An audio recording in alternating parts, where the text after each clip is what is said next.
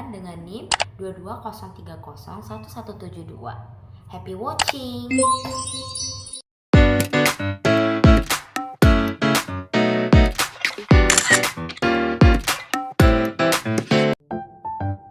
Ulat penggulung daun atau Erionothrax L adalah ulat yang menyerang tanaman pisang.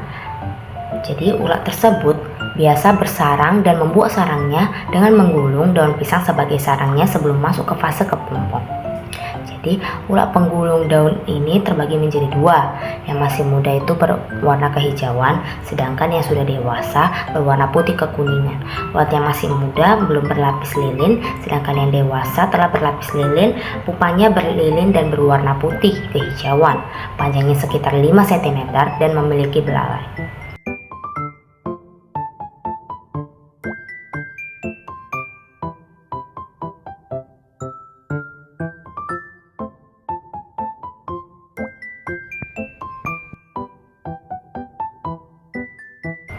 Gejala serangan hama ulat penggulung daun atau Erionothrax L pada tanaman pisang yaitu sesuai dengan namanya, gejala paling jelas adalah adanya daun pisang yang menggulung.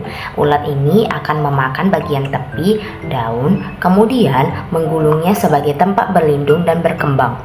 Pada daun yang belum tergulung sempurna, kita bisa melihat bekas gigitan ulat yang tidak beraturan di bagian tepi daun.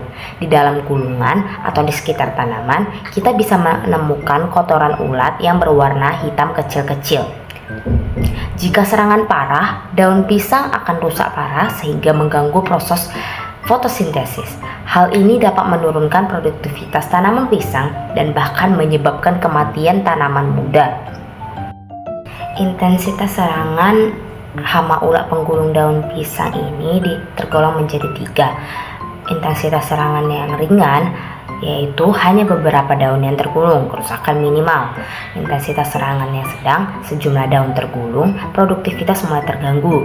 Intensitas serangan yang berat, sebagian besar daun tergulung, tanaman rusak parah, dan produktivitas menurun drastis.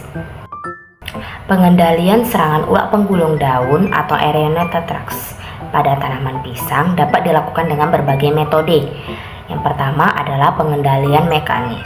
Pengendalian mekanis dapat dilakukan dengan cara mengumpulkan ulat, kepompong, dan telur secara manual dari daun pisang yang tergulung atau terserang. Kemudian musnahkan dengan cara dibakar atau direndam dalam air sabun. Dapat juga dilakukan dengan menggunakan pasang perangkap feromon untuk menarik dan menangkap ulat jantan sehingga mengurangi populasi dan mencegah perkawinan. Dan terakhir dapat dilakukan pemangkasan daun pisang yang tergulung atau terserang berat untuk mengurangi populasi ulat dan mencegah penyebarannya. Selanjutnya adalah pengendalian yang kedua yaitu pengendalian fisik. Dapat dilakukan dengan membakar daun pisang yang tergulung atau terserang berat untuk mematikan ulat dan telur yang ada di dalamnya.